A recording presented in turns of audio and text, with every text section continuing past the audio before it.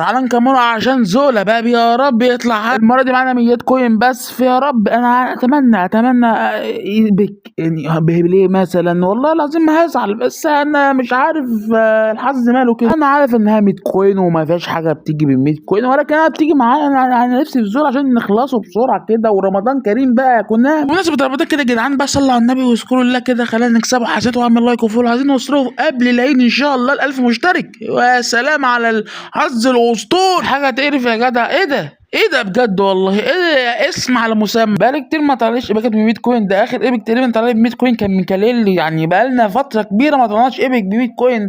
في اكو نبي بقى كيكي سالاس. ايه يا جدعان الحلاوه واللعيبه اللي بيطلعوا لنا كونامي دول. حسابات الجديده يا جدعان في سيرفر البرازيل، في فتحه مجانيه على الباك ده، فانا بفتح حسابات جديده على امل ان يجيلي زول بلينجهام يا جدعان 84. يا عم ليه ما جبتش؟ انا مش عايز اطول، بتبقى رخمه، مش عايز اطول في التفتيح يا جدعان. خلصوا هايلايت مين يا ابني؟ هايلايت مين يا عم؟ يا رب يكون زولا.